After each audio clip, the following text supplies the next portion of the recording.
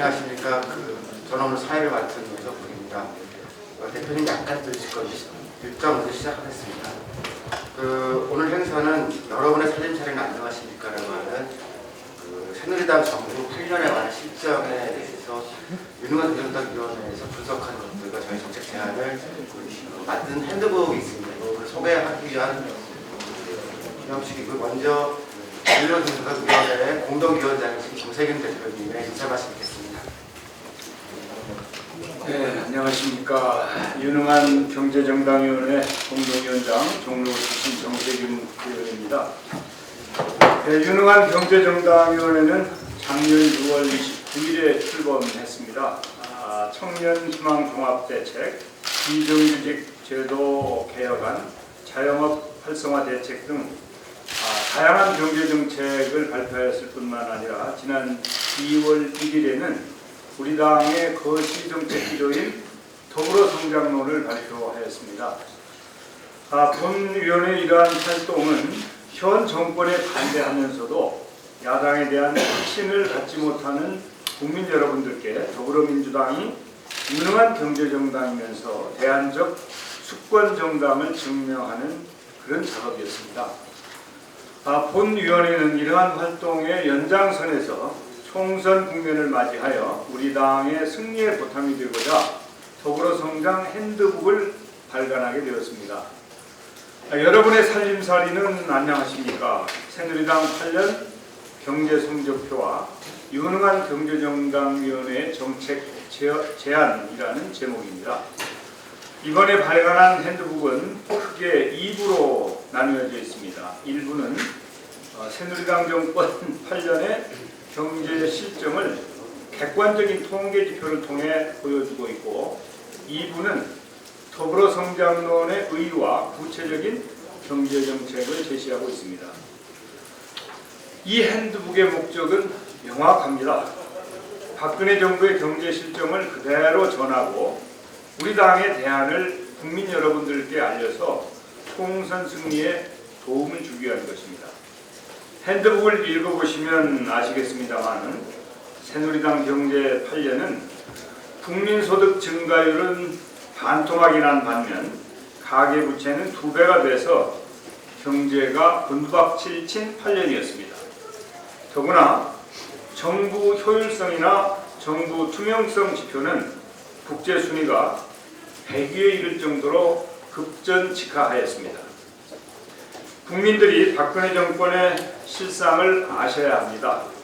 정부 편향 언론으로 국민의 눈과 귀를 가려도 이런 충격적인 지표들은 감출 수가 없는 것입니다. 또한 핸드북은 당의 거시 경제정책인 더불어성장론과 청년정책에서 산업발전론에 이르기까지 우리 당의 대안적 경제정책을 수록하고 있습니다. 이들 정책들은 국민들에게 더불어민주당이 단순히 비판만 하는 정당이 아니라 대안이 있고 희망이 있는 정당임을 확신시킬 것입니다. 이를 통해서 우리 당 후보들에 대한 신뢰감은 높아질 것이고 나아가 총선 승리에 기여할 것으로 기대합니다. 이번에 출간한 핸드북은 인쇄물 형태뿐만 아니라 온라인으로도 제공될 예정이니까 후보자를 비롯한 당원 여러분들의 적극적인 활용을 부탁드립니다. 지금 이 핸드북이 그래프를 많이 활용을 하고 또 아주 접근이 쉽게, 이해가 쉽게 이렇게 만들어져 있습니다. 우리 당 후보들 모두가 경제 전문가들은 아니거든요. 그렇지만 경제에 대해서 별로 큰 지식이 없는 후보라 할지라도 이 핸드북을 통해서 우리 당이 지향하는 경제정책 기조는 무엇이고 또 어떤 대한민국을 만들고자 하는지 그 그림을 이해할 수 있을 것이고, 사실 이제 민주정부 10년 김대중 노무현 정부 이후에 이명박 정부 5년, 박근혜 정부 3년 이렇게 8년이 흘렀고 이제 박근혜 정부는 내리막길을 걷고 있습니다. 지난 8년 동안의 우리 경제의 모습이 어떤 모습이었는지를 아주 쉽게 국민 누구나, 우리 당원 누구나 보면 이해할 수 있도록 이렇게 해놓았습니다. 이제 선거가 이루어지면 여야가 또 당원들끼리도 현장에서 치열하게 논쟁하고 서로의 실력을 겨루게 됩니다. 우리 당원들이 우리는 어떻게 했고 또 새누리당 정권의 성적표는 어떤가에 대한 무장이 되어 있어야 그래야 현장에서 새누리당 당원들과 경제에 대한 논쟁을 벌일 때 승리할 수 있다고 믿기 때문에 당원용으로 이 핸드북을 제작한 것입니다. 제가 지역에서 이제 경제 선거 캠페인을 벌이고 있는데 국민들의 가장 큰 관심은 경제입니다. 정말 경제 이대로는 안 되겠다. 지금 봄이 오고 있지 않습니까? 그런데 계절의 봄만 와서는 반갑지 않다. 서민 경제 봄이 함께 와야 되겠다고 하는 것이 국민 여러분들의 생각입니다. 자영업자들 거의 지금 빈사 상태입니다. 현상 유지도 하기 어려운 그런 최악의 상태를 맞고 있기 때문에 그분들은 서민 경제 회생이야말로 가장 중요한 당면 과제다 이렇게 생각을 하고 있어서 이제 봄처녀가 올 텐데 봄처녀 혼자 와서는 절대 환영을 받지 못할 것이고 서민 경제 회생과 함께 와야 되겠다고 하는 것이 우리 더불어민주당의 자세이자 우리가 대하는 국민 여러분들의 기대요 바람이라고 생각을 합니다. 지금 박근혜 정부의 경제정책, 이명박 정부의 경제정책을 그대로 답습하고 있죠. 재벌 중심의 성장과 부동산을 구축해서 어떻게 일시적으로 경제를 살려볼까 하는 그런 아주 단편적이고 단기적인 그런 대책에 집중하고 있습니다. 그런데 사실은 우리 경제를 중장기적으로 어떻게 성장할 수 있는 기반을 만들어갈 것인가, 잠재 성장률을 어떻게 높이고 또 잠재 성장률 수준의 성장을 이룰 것인가 하는 것이 과제입니다. 오늘 우리 저희 유능한 경제정당위원회에서 아마 이 조그마한 책자를 갖다가 발행을 갖다가 하시는데 실제로 여러분들이 잘 아시다시피 우리나라의 경제 상황이라는 것이 몹시 지금 어려운 상황으로 빠진 것 같습니다. 어제가 이 정경련에서 발표한 내용을 봐도 지난 8년 동안에 이 이명박 정부 시작해서 지금까지 우리 경제의 활로가 전혀 보이지 않는 그런 모습을 갖다 보이고 있습니다.